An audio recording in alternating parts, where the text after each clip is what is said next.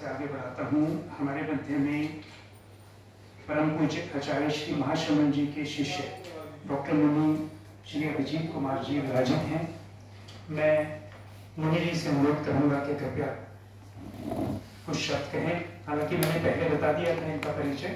तो 200 से अधिक जगह पे आपने धर्म को, मानवीय मूल्य को किस प्रकार से हम ऊंचा उठा सकते हैं आपने संदेश दिया। मैं अनुरोध करूंगा कि अपने शब्द रखें।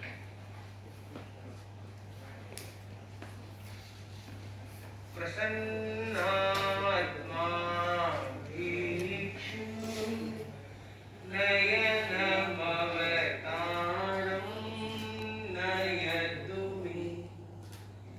ज्योतिपुंज अनुव्रत अनुशास्त्र आचार्य श्री महाश्रमण जी के श्री चरण भावपूर्ण नमन। फादर थॉमस जी,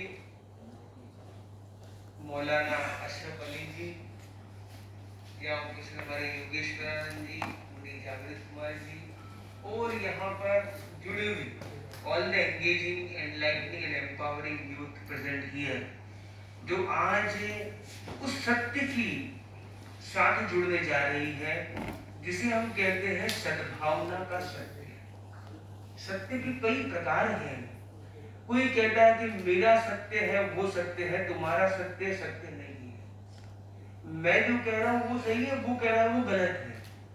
पर क्या ये संभव नहीं है कि हम दोनों ही सही हो, हम तीनों भी सही हो?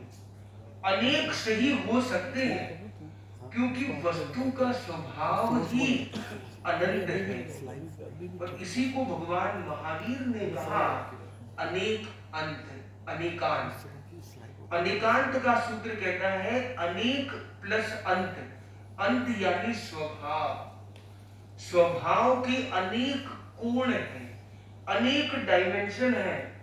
एक व्यक्ति का फोन आया और उसने कहा कि अभी रात है। उसने बोला तू बेवकूफ वाली बात करता है, अभी तो दिन है। वो जो दिन कह रहा था वो भारतीय था, जो रात कह रहा था वो अमेरिकन था। उतने में एक अन्य देश के व्यक्ति ने कहा कि भाई अभी न शाम है न रात है, अभी तो भरी दोपहर है। किसी ने बोला अभी तो सुबह होने जा रही है। ये सभी के अंतर अलग अलग उत्तर के कारण थे कि वे अलग अलग क्षेत्र से जुड़े हुए थे। और किसी ने बोला दिन और रात क्या, हमारे यहाँ तो 6 महीना रात रहती है। किसी ने बोला हमारे यहाँ 6 महीना दिन रात की बातें क्या करते हो? वो पोलर रीजन्स में रहते हैं। तो वास्तविकता है ये बंधुओं कि ये सत्य हमारी ज्योग्राफी से भी जुड़ा हुआ है। एक प्रश्न हमारे सामने आया, आज हमारे अशरफ अली जी बैठे हैं, तो आप देखिए कि फास्टिंग की बात आती है, जहां पे नाइट फास्टिंग जैनों में चलता है। नाइट फास्टिंग, नाइट में भोजन नहीं करना। और इस्लाम में रोजे में लाइट फास्टिंग होती है, लाइट में भोजन नहीं करते हैं, यानी रात को भोजन करते हैं, दिन में व्रत करते हैं, जिसको रोजा कहते हैं, आदि आदि। तो प्रश्न आया कि ऐसा क्यों? सत्य तो एक हो सकता है, रात को खाना सही है कि दिन में खाना सही है? दो बातें सही कैसे हो सकती है? एक बड़ा प्रश्न है। तो देखो, शास्त्र की अलग अलग कोण और अलग अलग परिभाषाएं हो सकती है। मैं शास्त्रों के अंदर न जाकर आज एक साइंटिफिक तरीके से हम उस चीज को देखें तो इस्लाम धर्म का जो विकास बोलते हैं हुआ, तो वो अरबी देशों में हुआ, जहां पे गर्मी बहुत है। आप ये सोचिए कि धर्म वह है, त्योहार वह है कि सबको मिलाने वाला। तो रोजा करते, दिन भर फास्टिंग करते और रात को मिलते, साथ में भोजन करते। रेगिस्तान के उस क्षेत्र में क्या पानी भी बहुत दुर्लभ था, अगर दिन में मिलने का रखे तो दिन में, और वो बंजारे वाली परंपरा ज्यादा थी, विचरणशील होते थे, तो दिन में इतनी धूप में कहाँ मिलन हो, कहाँ साथ में भोजन हो। तो दिन में तो वो लोग प्राय शांत रहते और रात को यात्राएं करते। तो रात को मिलना जुलना, त्योहार, भोजन साथ में संभव था, और दिन में वो लोग विश्राम में रहते थे कि दिन में इतनी भयंकर धूप होती। तो मुझे लगता है कि फास्टिंग बड़ी जरूरी थी कि कुछ समय का ब्रेक होना चाहिए, ब्रेक से ब्रेक थ्रू मिलेगा।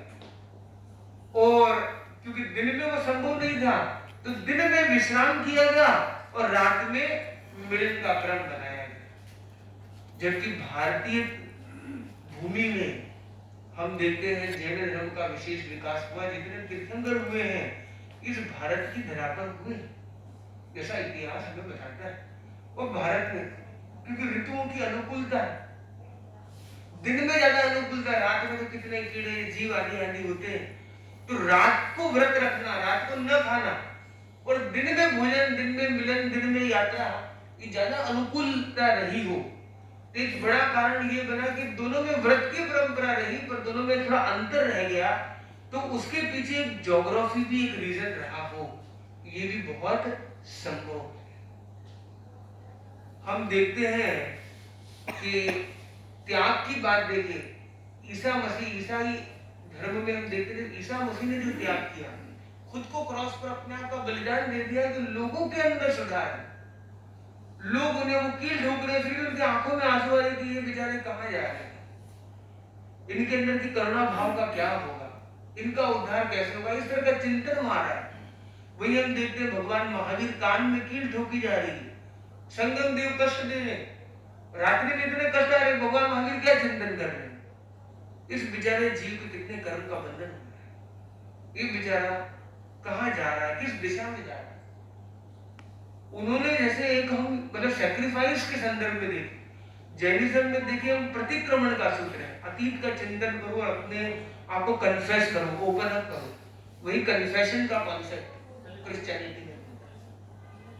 इसी तरह हम देखिए सनातन परंपरा में कि जिस तरह की एक प्रभु की एक भक्ति का एक क्रम जो मिलता है, हम जैन धर्म में देखें, सनातन में देखें, तो काफी सामने मिलता है भारतीय दर्शनों के। मतलब कुल मिला के देखें तो सत्य एक ही है, ये अलग अलग ज्योग्राफी, अलग अलग कल्चर, अलग अलग फूड पैटर्न्स, अलग अलग स्टेपल फूड्स को ध्यान में रखते हुए, अलग अलग लोगों की अपब्रिंगिंग और साइकोलॉजी को ध्यान में रखते हुए कुछ कुछ डिफरेंस के साथ इवॉल्व हुए हैं, पर सभी का लक्ष्य यह है कि मानव जहां है वहां से उसका उत्थान हो, जहां है उससे वो और अधिक एलिवेट हो जाए। तो ह्यूमैनिटी को एलिवेट करने का जो टूल है वह है धर्म, और सारे धर्मों के नाम भले अंतर हो पर धर्म का मूल बेस एक है, वह है अध्यात्म, जो हमारे भीतर वाले को ठीक करे, हमारे अंदर वाले को ठीक करे। और जब वो अंदर वाले से मिलन हो जाता है तो वो परमात्मा से मिलन हो जाता है, कहीं और जाने की जरूरत नहीं रह जाती, कोई और स्थान में धर्म नहीं है, एक ही स्थान में धर्म है, वो आपका अंतर है। आप मंदिर में गए, मस्जिद में गए, गिरजाघर में गए, आप चर्च में गए, आप भवन में गए, पर अगर आपका दिल वहां नहीं जुड़ा तो जाके भी आपने क्या करेगा, मंदिर में इबादत करके भी क्या कर देगा, अगर उसका इरादा नेक दिल ना हो तो उसे कोई खास लाभ नहीं मिला। हम देखते हैं सनातन में सर्वे भवन्तु सुखिनः सर्वे सन्तु निरामयाः, अहिंसा परमो धर्मः। जैनिज्म में देखते हैं व्यक्ति में सर्वभूतेषु वेदं वज्रयते, ऐसे ही वाक्य हम देखते हैं बाइबल में, blessed are the peacemakers, जो शांति के दूत हैं, शांति के कर्ता है। वही मैथ्यू 5:9 में लिखा गया, वो भी इसी संकेत को बताता है। बुद्धिज्म में भी कहा गया 4 आर्य सत्यों के माध्यम से कि दुख है, दुख का कारण है, दुख का निवारण है और दुख के निवारण का भी उपाय है। वास्तव में जो इन आर्य सत्यों को, इन सनातन सत्यों को समझ लेता है, बोले वो अलग अलग शास्त्रों में अलग अलग शब्दों में पिरोए गए हो, वो सभी एक ही है। मैं जानना चाहता हूँ आप में से कौन कौन है जो लाइफ में आगे बढ़ना चाहता है? अरे आप में से कौन कौन है जो खुश होना चाहता है? सब खुश होना चाहते हैं। आप में से कौन कौन खुश है? आप कंफ्यूज मत कर, या तो आप खुश होना चाहते हो, इसका मतलब आप खुश नहीं हो, या खुश हो तो खुश होना चाहने की जरूरत आपको नहीं है। एक सीए से पूछा जाए कि तुम्हें सीए बनना है तो क्या जवाब देगा? भाई मैं सीए हूं। सीए उसी को बनना है जो सीए नहीं है। तुम वास्तव में चयन करो, कंफ्यूजन मत करो, या तो खुश हो या खुश होना चाहते हो। आपने डाल दिया तो इंपॉर्टेंट ये है कि खुश होना चाहने का विषय है ही नहीं। खुश होना चाहता हूं मतलब चाहत आगे और चाहत में खुशी नहीं, चाहत तो दुख का कारण बन जाता है। खुशी भविष्य में नहीं, खुशी तो वर्तमान में, खुशी कल्पना में नहीं, खुशी वास्तविकता में, खुशी प्लानिंग में नहीं, खुशी तो प्रेजेंट में, खुशी फॉलोइंग में नहीं, खुशी तो बीइंग में। तो वास्तव में वह खुशी और अध्यात्म, जितने भी अध्यात्म एक कॉमन सूत्र है, वह है वर्तमान में रहना। भगवान महावीर को वर्धमान कहा गया तो कहते हैं वर्धमान ने कहा वर्तमान में रहो। तो ये वर्तमान में रहना जिसने सीख लिया है उसको सब कुछ मिल गया। आज हम सब लोग यहाँ पर बैठे हैं, हम यहाँ देख रहे हैं कि कितनी एक प्रेम और अध्यात्म का एक मिलन का एक रूप देख रहे हैं। हमारे अशरफ अली जी मिले, वो बोले कि आज आपके प्रोग्राम में हम मिल रहे हैं, आगे वो और एक प्रोग्राम करने वाले उसने आपको वापस आना। ये देखिए कि एक मिनट की हमने शायद चर्चा इतनी नहीं की होगी, पर ये जो होता है आत्मा से आत्मा का, रूह से रूह का मिलन जब होता है, जब एक इंसानियत का एक औरा का मिलन होता है, तब ये संगम स्वतः हो जाता है। और भारत एक ऐसा देश है जिसमें ये सद्भावना का स्वर बुलंद है। कुछ ऐसी शक्तियां होती है जो एक दूसरे में भेद डालने की बात भी करती है, पर वास्तविकता यह है कि हम सब अभेद हैं, अभिन्न है। और इसी कारण से ये संभव है कि शांति की मिसाल कोई कायम कर सकता है, शांति की मिसाइल कोई आज दे सकता है दुनिया को। आज विश्व में जब संग्राम हो रहा है, वह अध्यात्म ही है जो संग्राम को संगम में बदल सकता है, और वह है भारत का अध्यात्म। ये भारत का अध्यात्म हमें जीवन में लाना है, और इसीलिए हम सबको क्या करना है, अनुव्रत लेना। एक छोटा सा संकल्प आज लेना है कि मैं किसी धर्म की आलोचना, निंदा, ग्रहा नहीं करूंगा। बहुत बढ़िया, बहुत किसी धर्म की आलोचना, बुराई नहीं करूंगा। ठीक है, मुझे जिसमें जो अच्छा ही लगे वो बोल दूं, न समझ में आए तो मौन रहेगा। पर दूसरों के ऊपर उंगली करना, दूसरों को नीचे दिखाना, दूसरों को गलत ठहराना, उसमें मुझे क्या मिलेगा? सिंचाई कर सकूं तो भला, खिंचाई करना करूं। बस ये एक संकल्प आज हम सबका हो। मैं चाहूंगा आज का यह सदन इस अनुव्रत को आज स्वीकार करें, जिसके बारे में हमारे फादर थॉमस जी ने भी कहा था। जो 5वां ये क्रम है, मैं धार्मिक सहिष्णुता रखूंगा। तो अपने अपने हाथ जोड़ेंगे, हम सब साथ में दोहराएंगे।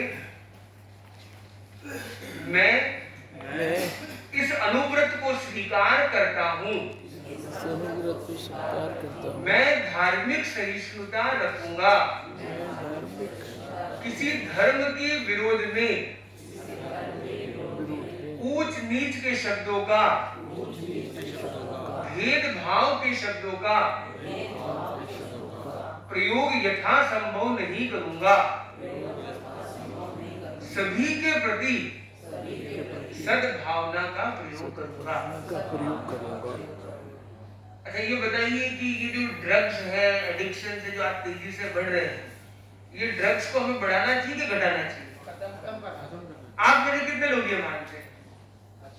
तो कितने लोग आज ये संकल्प कर सकते हैं कि वो अपने जीवन में कभी इनका सेवन नहीं करेंगे, और अपने आसपास वालों को, अपने परिवार वासियों को जितना संभव हो सके उनको भी उसे निवृत्त रखने का प्रयत्न करेंगे।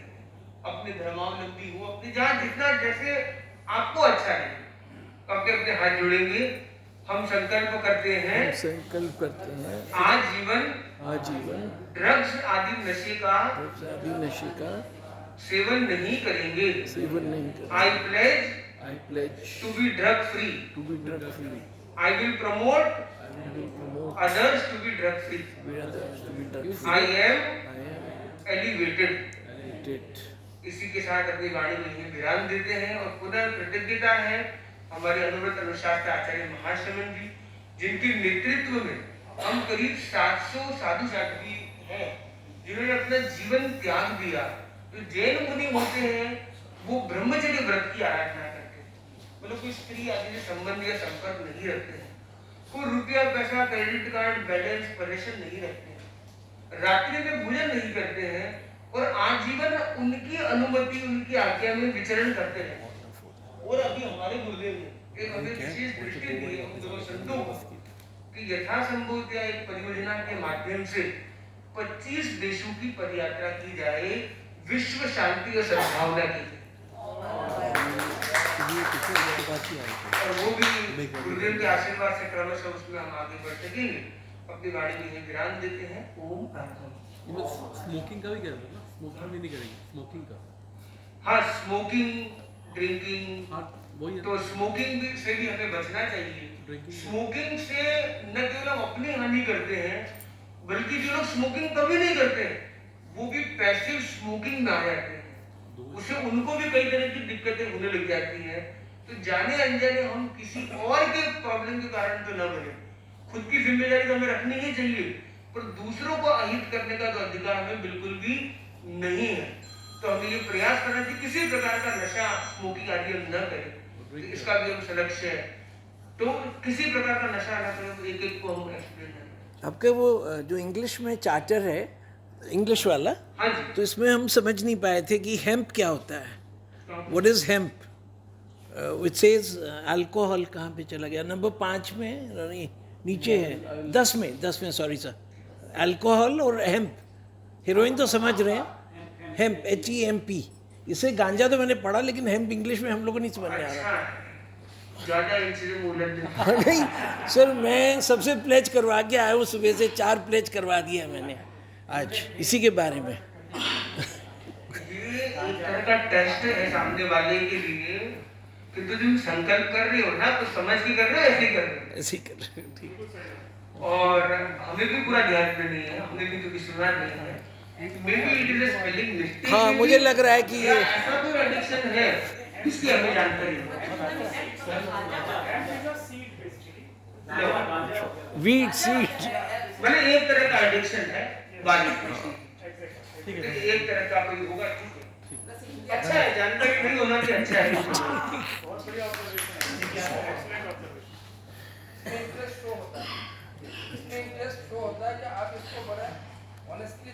हाँ नहीं पूरा पढ़ा हूँ सर, हिंदी कमजोर है तो इंग्लिश वाला पढ़ा। देखिए, निश्चित रूप से ऐसा प्रतीत होता है कि हम प्रेस क्लब ऑफ इंडिया में ही बैठे हैं। हमारे जागरूक पत्रकार भाई जिन्होंने बहुत ही गहराई से अध्ययन किया हमारी फिलॉसफी का, अनुरोध के नियमों का, बहुत शीघ्रता से मैं कार्यक्रम को आगे बढ़ाता हूँ। हमारे मध्य में अपना आशीर्वाद देने के लिए, अपने विचार व्यक्त करने के लिए परम आदरणीय श्री योगेश्वरानंद पुरी साहब यहाँ पे उपस्थित हैं। देखिए, योगेश्वरानंद पुरी साहब जिनका के माता पिता के द्वारा दिया गया नाम JC बत्रा, आप डॉक्टरेट हैं, आप प्रधान हैं सिरायकी साहित्य संगम। देखिए, जब हम बात करते हैं साहित्य की, तो एक तरफ तो आप सिरायकी साहित्य संगम के प्रधान हैं और दूसरी तरफ आप MA हैं, आप LLM हैं, डॉक्टरेट तो है ही, और साथ ही साथ बैरिस्टर ऑफ लॉ। देखिए, जो दो जो स्ट्रीम है, एक तरफ की स्ट्रीम साहित्य की है और दूसरी तरफ की स्ट्रीम वकालत की है, और वकालत में भी आपने महारत हासिल करी है। आप अध्यक्ष प्रेसिडेंट हैं senior advocate association of India. देखिए, निश्चित रूप से साहित्य के क्षेत्र में भी आपने झंडे गाड़े और बैरिस्टर के क्षेत्र में भी आपने नाम रोशन किया। एक दो पंक्तियां मुझे अचानक से आ जाती हैं। मैं हालांकि चार्टर्ड अकाउंटेंट हूं, तो जब मेरे बहुत सारे दोस्त वकील हैं, तो मैं, अगर आपकी आज्ञा हो, तो मैं 2 पंक्तियां आपको समय पर प्रविष्ट करूंगा कि कबीरा इस संसार में सबसे सुखी वकील, कबीरा ये मजाक की बात है, लाइटर टोन में बात कर रहा हूं कि कबीरा इस संसार में सबसे सुखी वकील, जीते तो शोहरत मिले और हारे तो अपील।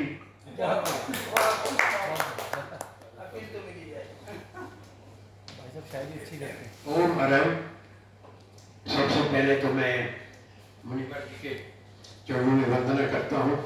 दोनों मुनिवर ने जितना भी आपको ज्ञान दिया, मुझे नहीं समझ कि हम और इसमें कोई इजाफा कर सकते हैं या ऐड कर सकते हैं। सब कुछ जैसे गागर में सागर भर दिया है।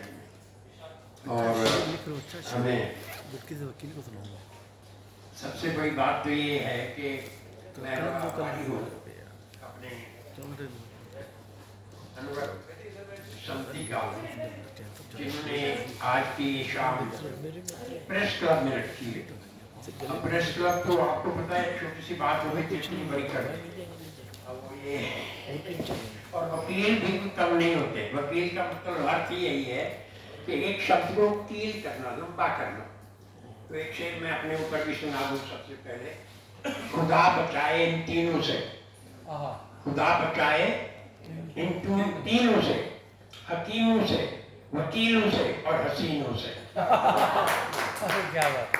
लेकिन मैं ये समझता हूँ कि आज की इस महफिल में ज्यादातर आप लेडीज कम है। अगर ये लेडीज पूरी होती तो कोई भी ऊपर कहीं नहीं होता। किसी के हाथ में पत्थर किसी औरत के हाथ में नहीं देखेंगे। पत्थर आदमी दूसरे आदमी को मारेगा, हथियार भी आदमी के हाथ में है। लेकिन हमारी देवियां भी कम नहीं थी। अगर आप हिंदू मिथोलॉजी में जाए, 9 की 9 नवरात्रों में 9 की 9 देवियां, एक हाथ में अस्त्र है, दूसरे हाथ में शस्त्र है। हमारा ये एक उद्देश्य है सारी दुनिया का, जितने भी लोग हम रहते हैं, चाहे वो अमेरिका है या फिर भारत है, चाहे वो रूस है या चीन है, कि हम खुशी से रहें। हम लोगों को कोई किसी का गम ना हो। और वो खुशी जो है, जैसे स्वामी जी ने कहा, कहीं बाहर से नहीं मिलती, किसी बाजार से नहीं मिलती, किसी मार्ग से नहीं मिलती। वो खुशी होती है अंदर से। खुश कब होता है इंसान? खुश रहने के वास्ते है 2 चीजों की लोड़। मैं जरा सराइकी भी इसमें इस्तेमाल कर रहा हूँ क्योंकि इन्होंने मेरा परिचय दिया है। सराइकी का मतलब मुल्तानी। मुल्तानी जबान मुल्तान से ओरिजिन हुई, और हम तो ये कहते हैं कि वो संस्कृत की भी माँ थी। वहीं पाणिनि पतंजलि हुए, वहीं नरसिंह भगवान का अवतार हुआ, वहीं ये संस्कृत बनी सराइकी। तो उसमें लिखा है कि खुश रहने के वास्ते है 2 चीजें की लोड़। पहला सेवा चाकरी और दूसरा मिठड़े बोल। सेवा चाकरी मीन्स खिदमत करो इंसान की। अगर तुम खुश रहना चाहते हो, किसी की खिदमत करो। खिदमत जो करेगा इंसान की, वो खुदा की इबादत है। और दूसरा, आप मीठा बोलो सबसे, करवा नहीं बोलो। चाहे उसने कुछ भी कह दिया हो आपको, आपका मान हान कुछ भी नहीं जाता। अगर आप उसको खुशी से सहन कर लो तो वो भी सोचता है, यार मैंने इसको गाली दी, इसने जवाब भी नहीं दिया। और ये सबसे सीधा तरीका है। किसी के साथ रहना है तो जरूरी नहीं कि हमारे विचार मिले, घर में ही नहीं मिलते, 2 भाइयों में नहीं मिलते। इतनी बड़ी नेशन है, इतना बड़ा हमारा भारतवर्ष है, कितने किस्म के हमारे पास मजहब हैं। खाना अलग, पीना अलग, जबान अलग, कपड़े अलग। अब हम बैठे हैं ना 4-5, मनीष जी ने क्या पहना हुआ है, मौलाना जी ने क्या पहना हुआ है, अपने डॉक्टर काम क्या पहना हुआ, मैंने क्या पहना, हर एक की डिफरेंट ड्रेस है, डिफरेंट ही खाना। लेकिन एक चीज कॉमन है कि हम सभी कंसर्न है कि हमारे भारतवर्ष में सुख शांति हो। सिर्फ हमें नहीं, पूरे विश्व में सुख शांति हो। और ये कैसे होगा? इसके कोई फार्मूले हैं? जैसे महात्मा बुद्ध चले गए 6 साल वनवास में, तो पहला काम किया, वापस आए तो अपनी पत्नी को मिले। पत्नी का 6 साल तुम जंगल में रहे, क्या पाया? चुप रहे। अब क्या पता है क्या पाया। उस वक्त तो बादशाह थे, जब गए थे, आए तो फकीर थे। कहते आया तो मैंने कुछ नहीं खोया, मैंने जाके खोया। क्या खोया? मेरा डर खो दिया। मेरे पास डर था कि बुढ़ापा आएगा तो मैं क्या करूंगा, मौत आएगी तो मैं क्या करूंगा, बीमार होगा तो मैं क्या करूंगा। ये डर थे उनके पास। ये डर ही सोच का कारण बना। और जाके गए, ये डर चले गए, अहंकार चला गया, हमारा अहंकार छूट जाएगा, जिसकी वजह से सब गड़बड़ होती है। और हम इस मौके का फायदा उठाएं, सभी लोग भारत में जितने भी हैं या देशों में हैं, कि हम कैसे एक दूसरे के साथ खुशी से रह सकते हैं कि हम एक दूसरे के काम आए। इकबाल का एक शेर है कि यही है इबादत, यही है इबादत, यही दीन और ईमान। आप सुनिए महाराज, आप जरा सुनिए, जरा ये मोबाइल भी बंद करें। जिस काम के लिए आए हैं हम उसमें उसका योगदान कर सकें। तो इकबाल का एक शेर है कि यही है इबादत, यही दीन और ईमान, कि काम आए दुनिया में इंसान से इंसान। बहुत अगर हम एक दूसरे के काम आएंगे तो हमारे अपने आप ही वो जो डिफरेंसेस हैं कम हो जाएंगे। मैं बहुत देश विदेश घूमा हूँ, 80 कंट्रीज में गया हूँ। सब जगह मैंने ये पाया कि I belong to the whole world and the whole world belongs to me. मेरे लिए कोई भी कंट्री स्ट्रेंज नहीं है।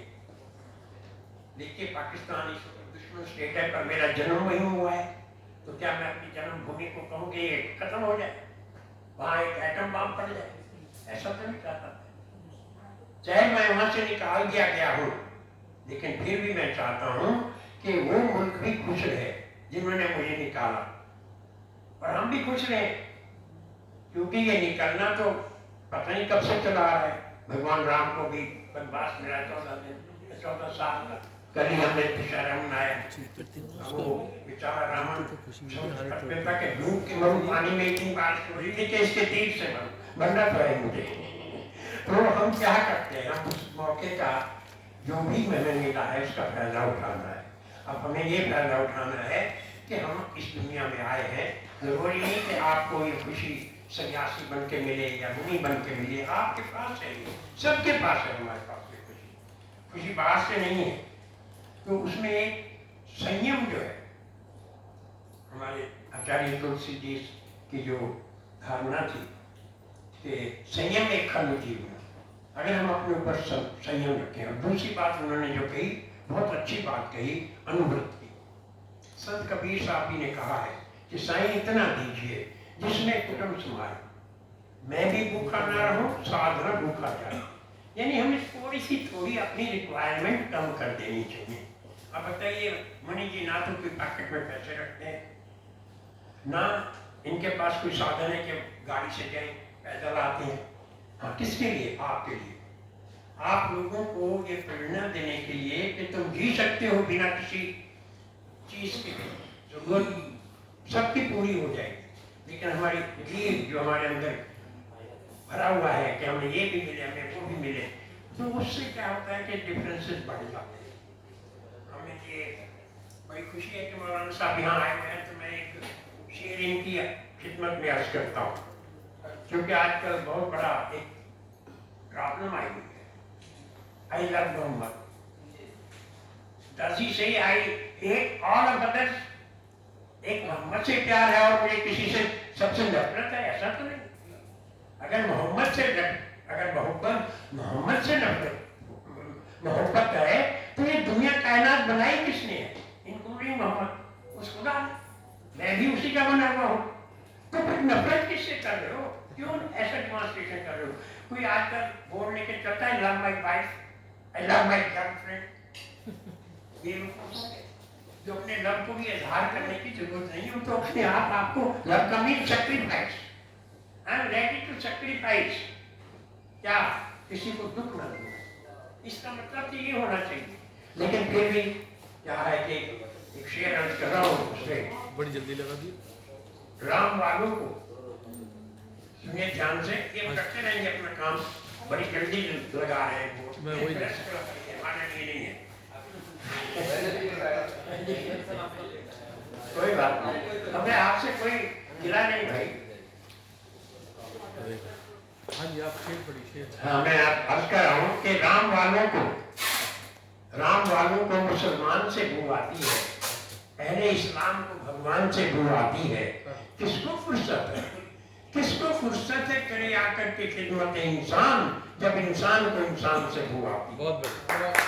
तो मैं ज्यादा ना कहता हुआ इतना ही कहूँगा कि हमें बड़ा फख्र है जैन मुनियों पे और जी पे, और आज महाशर्मन जी के इतना काम कर रहे हैं। इससे पहले भी जो मुनि हुए इस देश में, सभी ने, ये अहिंसा का देश माना जाता है, सभी ने अपने आचरण से सिखाया, यानी जी के, वो जिंदगी जी के हमें देखिए पीसफुली रहना है तो इस तरीके से रहना है, तो अपने आचरण से हमें सिखाया। वो कहते हैं कि ये जो संत हैं कृपा कर दे तो बस सब काम ठीक हो जाता है। हम तीर्थ यात्रा करते हैं, जगह जगह जाते हैं कि हमारे विचार ठीक हो जाए। तो संत कबीर का एक दुआ है कि तीर्थ गए तो एक पर, उस तीर्थ स्थान में एक ही पर मिले, और संत मिले फल चार। ऐसे मुनिवर मिल गए साथ आपका सब कल्याण हो जाने वाला काम करते हैं।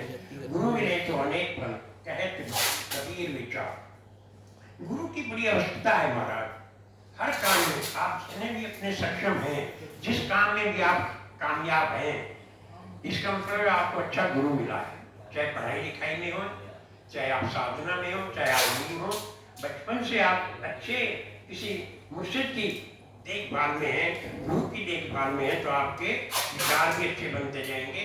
और हमें इस सत्संग से ये लाभ उठाने के अच्छे लोगों का संगम मिले। और अगर कुछ बुरे भी लोग हमारे साथ रहते हैं तो वो बदले, वो भी हमारे जैसे हो जाए, लेकिन हम ना वो जैसे बन जाए, बुरे जैसे। तो मैं इससे ज्यादा ना कहता हूँ, यही कहूँगा कि हम सभी लोग अभी दशहरा मनाया है, अब दिवाली मनाने वाले हैं, तो आप अगर ध्यान से सुने तो दिवाली दिवाली दिवाली में अली बसे। अली इनके